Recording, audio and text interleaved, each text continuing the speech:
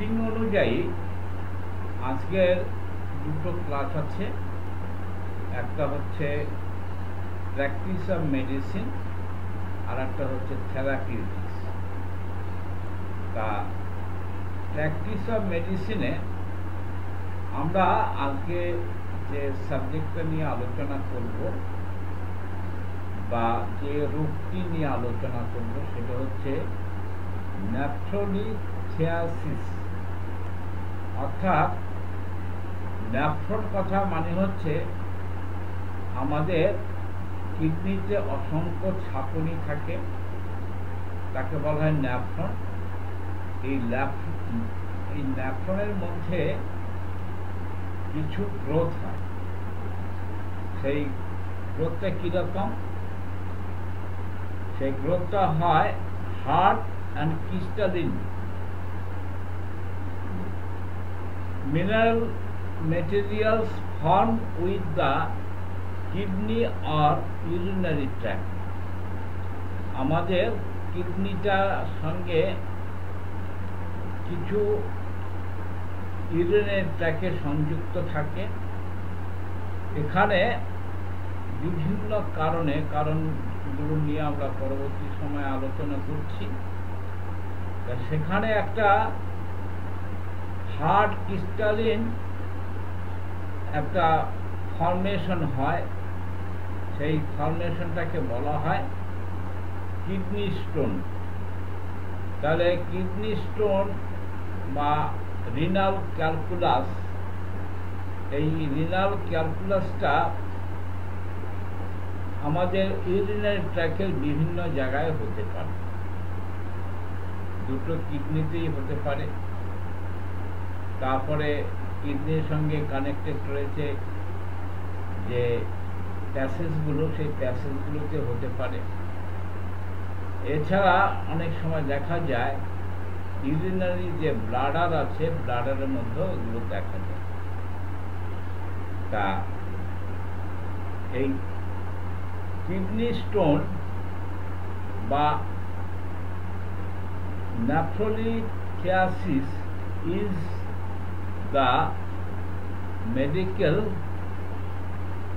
the medical term for kidney stone. এই medical টার্মে আমরা বলি কিডনি স্টোন।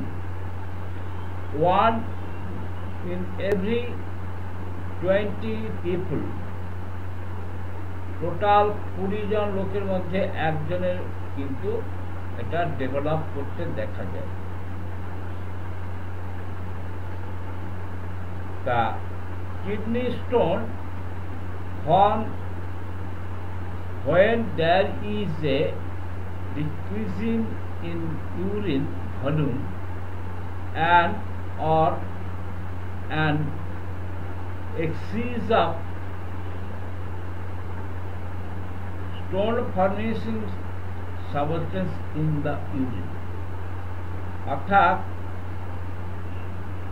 আমাদের আমরা যে লিকুইড পান করি, জলীয় পদার্থ, জল অথবা জলীয় পদার্থ পান করি, তার যদি ডেফিসিয়েন্সি হয় তাহলে কি হয়, ইউরিনে তার কিছু এক্সেসিভ কিছু স্টোন ফর্মেটিং পদার্থ জন্মায়, সাবস্টেন্স জন্মায়, যেটা হচ্ছে আমাদের কিডনি স্টোন তৈরি করে। Dehydration is the major risk factor for the kidney stone formation. Dehydration অর্থাৎ দেহের জলীয় পদার্থ যে পরিমাণে সাফিসিয়েন্ট পরিমাণ জলীয় পদার্থ যদি দেহের মধ্যে না থাকে, ডিহাইড্রেশন হয়, অর্থাৎ জলের যদি ঘাটতি হয়, সেক্ষেত্রে কিন্তু কিডনি স্টোন ফর্মেশনের প্রবণতা থাকে আর সেই সঙ্গে একটা রিস্ক ফ্যাক্টর থাকে। Symptoms of a kidney stone include flank pain. Flank pain বলতে ফ্র্যাঙ্ক পেন হচ্ছে ঝাঁকুনি দেওয়া একরকম যন্ত্রণা, ঝাঁকুনি দেওয়ার মতো একরকম যন্ত্রণা হয়। সে যন্ত্রণা কোথায় হয়? অর্থাৎ লোয়ার অ্যাবডোমেনে বা গ্লোয়েনাল যে রিজনটা, সেখানে একটা frank pain হয়। The pain can be quite severe। এই যন্ত্রণা কখনো কখনো প্রচন্ড তীব্র বেগে হতে পারে। and blood in the urine। আমরা এই কিডনি স্টোন হওয়ার ফলে আমরা আরেকটা সিমটমস দেখতে পাই। মেডিকেল টার্ম অনুযায়ী তাকে বলা হয় হ্যামাচুরিয়া। মেডিকেল ডাক্তারি পরিভাষায় তাকে বলা হয় হ্যামাচুরিয়া।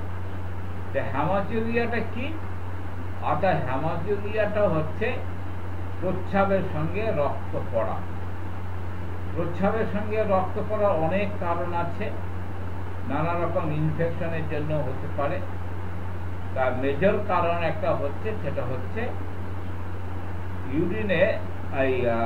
ইউরিনারি ট্র্যাকের মধ্যে অথবা কিডনিতে যদি স্টোন হয়। স্টোন যদি আপনারা কেউ দেখে থাকেন, ইউরিনারি স্টোন যেটা ক্যালকুলার, যেটা রিনাল ক্যালকুলার যদি কারো দেখার সুযোগ হয়ে থাকে, দেখবেন যে আমরা রাস্তাঘাটে কিছু কাঁকড় জাতীয় জিনিস দেখতে পাই। কাঁকড়, বিশেষ করে মেঠো রাস্তায় অনেকটা দেখতে সে কাঁকড়ের মতো, অর্থাৎ তার বডিটা এবড়ে খেবড়ো এবং কখনো কখনো সুসালো থাকে। এবার হচ্ছে এই ইউরিনারি ট্র্যাকের মধ্যে সেইটা যদি ঘোরাঘুরি করে, এই খোঁচা লেগে লেগে সেখানে ইউরিনারি ট্র্যাকের মধ্যে ক্ষত সৃষ্টি করে, সেখানে ব্লিডিং তৈরি করে।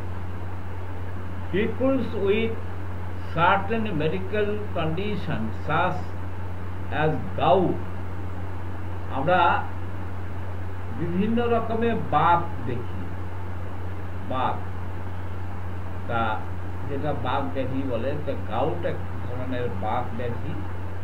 তবে যাদের মধ্যে বাত হওয়ার প্রবণতা থাকে, and those who take certain medication, যারা বিশেষ ধরনের কিছু ওষুধ ব্যবহার করে থাকেন বা সেবন করে থাকেন, আর অথবা কিছু সাপ্লিমেন্টস, ফুড সাপ্লিমেন্ট, অনেক সময় আমরা ফুড সাপ্লিমেন্ট খাই। তাই ফুড সাপ্লিমেন্ট, বিশেষ ধরনের কোনো ফুড সাপ্লিমেন্ট খাওয়ার জন্য are at risk for kidney stone, এবং তাদের ক্ষেত্রে কিডনি স্টোনের প্রবণতাটা বেশি দেখা যায়। Diet and here diet is the factor also related to the stone formation। আমরা এই কিডনি স্টোনের জন্য কিছু ডায়েট একটা ফ্যাক্টর হচ্ছে। তাই সেই ক্ষেত্রে কিডনি স্টোনকে অ্যাভয়েড করার জন্য আমরা কিছু ডায়েটারি সিস্টেম পরিবর্তন করলে কিন্তু কিডনি স্টোন ফর্মেশন হওয়ার থেকে রক্ষা পাওয়া যায়। Diagnosis of kidney stone is best accompanied using the ultrasound বা ultrasonography আর intravenous coagulography IVP, intravenous coagulography একটা টেস্ট, অথবা আল্ট্রাসাউন্ড বা আল্ট্রাসোনোগ্রাফি। এছাড়া আরেকটি পরীক্ষা আছে সিটি স্ক্যান। সিটি স্ক্যান কোথায় হবে? আমরা সিটি স্ক্যান বহু জায়গায় হয়, ব্রেনে হয়, অন্যান্য অর্গানেও হয় সিটি স্ক্যান। এই ক্ষেত্রে যে সিটি স্ক্যানটা করতে হবে, সেই সিটি স্ক্যানটা হবে লোয়ার অ্যাবডোমেন। এই লোয়ার অ্যাবডোমেনে সিটি স্ক্যান করলে সেখানে আমরা এই ডায়াগনোসিস করতে পারি। তাহলে কিডনি স্টোন ডায়াগনোসিস করার জন্য আমাদের কি কি পরীক্ষা করা দরকার? একটা হচ্ছে আল্ট্রাসাউন্ড বা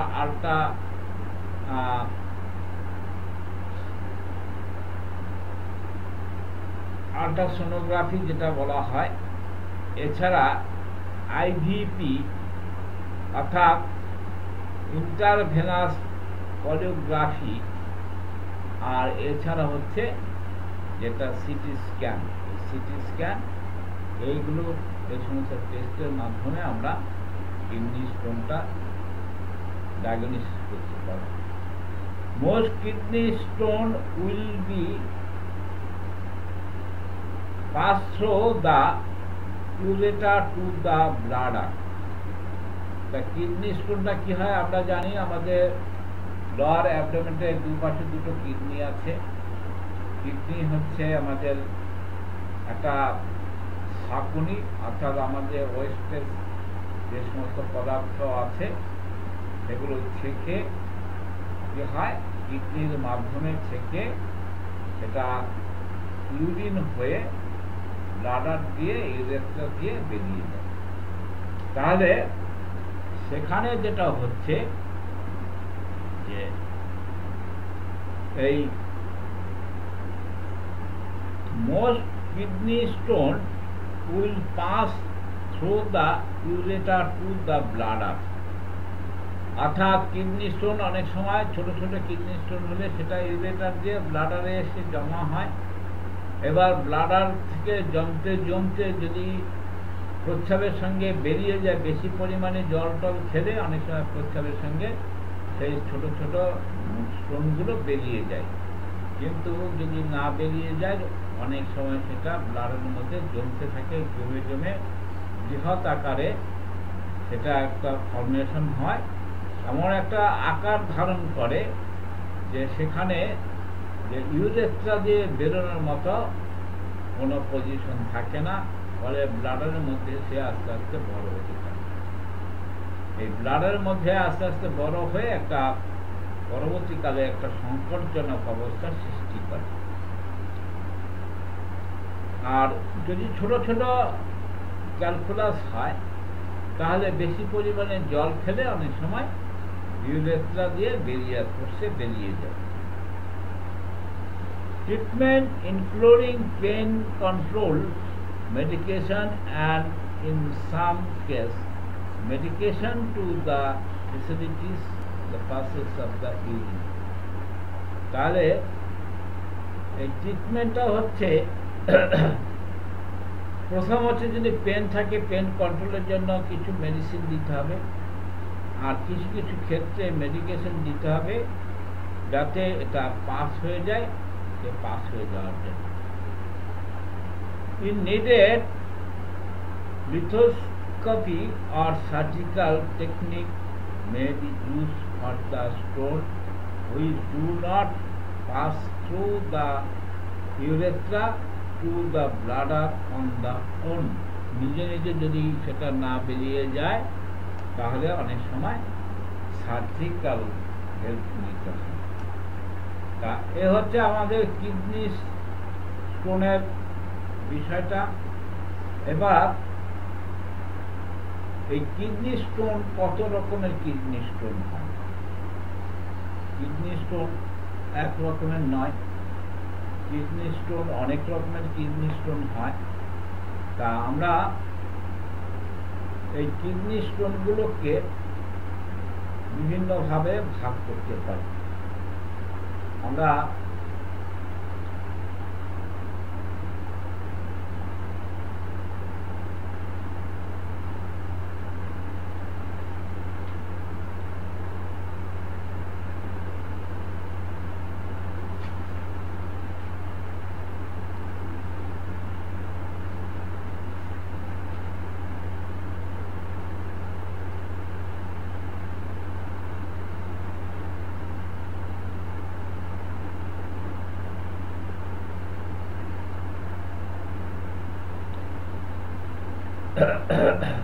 বিভিন্ন রকম কিডনি স্টোন হয়। এবার কিডনি স্টোন যদি হয় তার সিমটমসটা কি হবে? সিমটমসটা হবে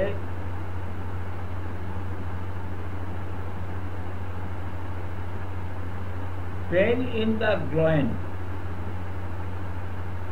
the side of the abdomen or both. পেটের অ্যাবডোমেনের পাশে কোমরের দিকে একটা যন্ত্রণা হয়। ব্লাড ইন দ্য ইউরিন, কখনো কখনো প্রস্রাবের সঙ্গে রক্ত পড়তে পারে। আর সেই সঙ্গে vomiting and nausea, vomiting and nausea হতে পারে। আর ফ্যাটাল কন্ডিশনে যেটা হয় সেটা হচ্ছে urinary track infection, urinary track infection অর্থাৎ ইউটিআই, ইউরিনারি ট্র্যাক ইনফেকশন হতে পারে। আর ইউরিনারি ট্র্যাক ইনফেকশন হলে সেই সঙ্গে আরেকটা জিনিস হতে পারে, সেটা হচ্ছে fever and chills if there is a infection. যদি সেখানে ইনফেকশন হয় সেখানে জ্বর হতে পারে, শীত ভাব থাকতে পারে। And increase needs of the urinate, আর সেখানে যেটা হয় সেটা বারবার প্রস্রাব করার একটা প্রবণতা থাকে। If kidney stone block the passage of the urine, A kidney infection May result, the symptoms is include. কি হচ্ছে, কিডনি স্টোনটা যদি প্রস্রাবের সঙ্গে বেরিয়ে না যায়, সেখানে কি হয়, কিডনি একটা ইনফেকশন হতে পারে। আর সেই ইনফেকশনের ফলে কিছু লক্ষণ দেখা যায়। সে কি ইনফেকশনের কি লক্ষণ? প্রথম হচ্ছে ফিভার অ্যান্ড চিল, শীত শীত করে জ্বর আসা। উইকনেস অ্যান্ড ফ্যাটিগ, অর্থাৎ দুর্বল থাকবে এবং একটা অবসাদ থাকবে। কখনো কখনো ডায়রিয়া দেখা যায়। ক্লাউডি ফাউল স্মেলিং ইউরিন, এবং বিশ্রী দুর্গন্ধযুক্ত প্রস্রাব হতে পারে। If a person has any this symptoms, they should seek medical help at once. তাহলে এরকম লক্ষণ যখন হবে তখন ইমিডিয়েট তার চিকিৎসকের শরণাপন্ন হওয়া উচিত। এবার কিছু কিছু ক্ষেত্রে কমপ্লিকেশন দেখা যায়। তো কমপ্লিকেশনের ক্ষেত্রে আমরা দেখি, when kidney stone remain inside the body, complication can develop. If they block the tube that connects the kidney to the bladder, urine will not be able to pass out from the body. তাহলে যদি এটা blockage হয়ে যায় তাহলে কি হবে, urine pass হতে পারবে না। ইউরিনটা কোথা থেকে আসে? ইউরিনটা আসে হচ্ছে কিডনি থেকে, ইউরেটার দিয়ে ব্লাডার থেকে জমা হয়, ব্লাডার থেকে ইউরেট্রা দিয়ে পাস। তাহলে এইটা যে ব্লকেজ হয়ে যায়, তাহলে ইউরিনটা জমে কি হবে, সেখানে একটা ইনফেকশন হওয়ার একটা ভয় থাকে। অর্থাৎ ইউটিআই ইনফেকশন হতে পারে, অর্থাৎ ইউরিনারি ট্র্যাক্ট যদি ইনফেকশন হয় সেখানে নানা রকম জটিলতা সৃষ্টি হতে পারে। তা এবার হচ্ছে আমরা কিডনি এই সমস্ত যে স্টোনগুলো দেখছি, তা সেখানে আমরা কিছু রিস্ক ফ্যাক্টর রয়ে গেছে। সেই রিস্ক ফ্যাক্টরের জন্য কিডনি স্টোন থেকে রেহাই পাওয়ার জন্য আমাদের কিছু চিকিৎসা করতে হবে। তা প্রথমে আমরা বলেছিলাম এই কিডনি স্টোন হওয়ার পিছনে কিছু খাবার দায়ী। তাই এই সমস্ত খাবারগুলো থেকে আমাদের কিছু খাবার অ্যাভয়েড করতে হবে। কি ধরনের খাবার আমরা অ্যাভয়েড করব? প্রথম অ্যাভয়েড করতে হবে সোডা জাতীয় কোনো খাবার। আমরা এখন গরমের দিন অনেকেই দেখা যায় যে কোল্ড ড্রিঙ্কস পান করে। তা কোল্ড ড্রিঙ্কসের মধ্যে কিন্তু সব যে সোডা জাতীয় জিনিসগুলো থাকে এটা কিন্তু কিডনি স্টোনের পক্ষে খুব হার্মফুল।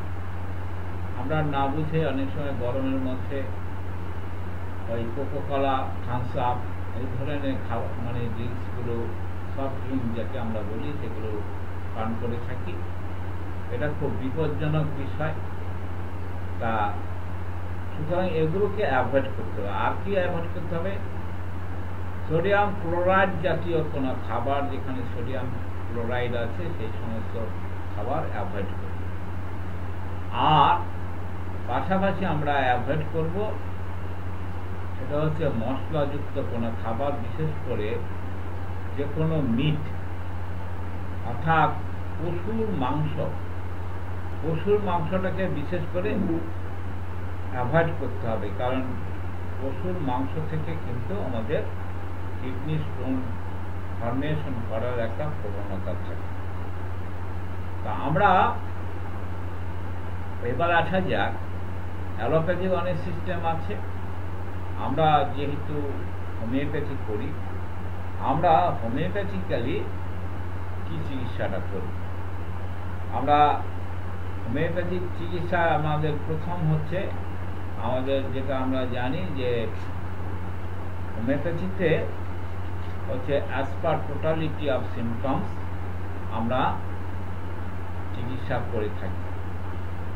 তা টোটালিটি অফ সিমটমসের মধ্যে আমরা যে সমস্ত লক্ষণগুলো আমরা পেয়ে থাকি, সেই লক্ষণগুলোর মধ্যে আছে আর্জেন্ট নাইটিকাম, তারপরে আছে ক্যান্থারিস, ক্যালিবাইক্রম, নাক ভূমিকা, তারপরে হচ্ছে আর্সেনিক অ্যালবাম, ক্যালিডিনাম, ক্যালিআয়েড, তারপরে হচ্ছে সিফিলিনাম, ওসিমাম, অরাম মেটালিকাম, ওকুলাস, ল্যাকডি, ওপিয়াম, ট্যাবাকানাম বা ট্যাবাকাম, বেলেডোনা, তারপরে lachesis, petroleum, thuja, berberis vulgaris, lycopodium, হাইড্রোলাক্টা, তারপরে হচ্ছে নাইট্রিক অ্যাসিড, সারসেটেরিয়া। এই সমস্ত ওষুধগুলোর মধ্যে আমাদের রোগীর যে সিমটমসগুলো কালেক্ট করবো, সেই সিমটমসগুলো কালেক্ট করে টোটালিটি অফ সিমটমসের বেসিসে আমরা হোমিওপ্যাথি ওষুধটা ব্যবহার করি।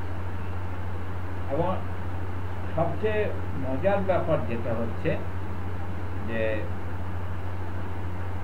অ্যালোপ্যাথিতে যেটা হয়, কিডনি স্টোনের জন্য তাদের যে অপারেশন করতে দরকার হয়, এবং এক একটা অপারেশনে আমরা দেখেছি যে আমাদের পশ্চিম ভারতে যে সমস্ত মাল্টি স্পেশালিটি সুপার স্পেশালিটি হসপিটালগুলো রয়েছে, সেই সমস্ত হসপিটালে একটা কিডনি অপারেশন করতে 3 থেকে 4 লাখ টাকা তারা প্যাকেজ তাদের খরচ। তা এবং সবচেয়ে মজার ব্যাপার যেটা, সেটা হচ্ছে যে হোমিওপ্যাথি যদি টোটালিটি অফ সিমটমসের বেসিসে হোমিওপ্যাথি চিকিৎসা করা হয়, 100টার মধ্যে 99টা ক্ষেত্রে কিন্তু যে কোনো ক্যালকুলাস, সেটা ব্লাডারের ক্যালকুলাসে হোক, কিডনির ট্র্যাকে হোক, কিডনিতে হোক, শতকরা 99টা ক্ষেত্রে কিন্তু হোমিওপ্যাথিতে রিমুভ হয়। সুতরাং এই যে কয়েক লক্ষ টাকা ব্যয় করে যারা কিডনি অপারেশন করে, স্টোনের অপারেশন করে, স্টোন রিমুভ করে, তারা জানে না যে হোমিওপ্যাথি একটা ম্যাজিক দেখাতে পারে। এবং মানে খুব কম ক্ষেত্রেই হোমিওপ্যাথিতে এই রিনাল ক্যালকুলাসের কেসগুলিতে ব্যস্ত হয়। যদি সে ঠিক করে টোটালিটি অফ সিমটমসের বেসিসে চিকিৎসা করে, তাহলে হোমিওপ্যাথিতে কিন্তু সমস্ত রকম স্টোন কিন্তু মানে গলে গিয়ে সেটা কিন্তু প্রস্রাবের সঙ্গে বেরিয়ে যায়। আমাদের কাছে অসংখ্য পেশেন্টের হিস্ট্রি আছে, যেগুলো আমরা মানে চাক্ষুষ দেখেছি, এবং আমরা অনেক স্টোন যেগুলো প্রস্রাবের সঙ্গে বেরিয়ে গেছে সেগুলো কালেকশন করে জমা করেছি। তা এরকম বহু ইতিহাস আছে। সুতরাং কিডনি স্টোনের ক্ষেত্রে হোমিওপ্যাথি চিকিৎসাই হচ্ছে একমাত্র সঠিক চিকিৎসা পদ্ধতি। সেই চিকিৎসা পদ্ধতিতে 100 ওয়েতে চিকিৎসা করা যায়। আচ্ছা।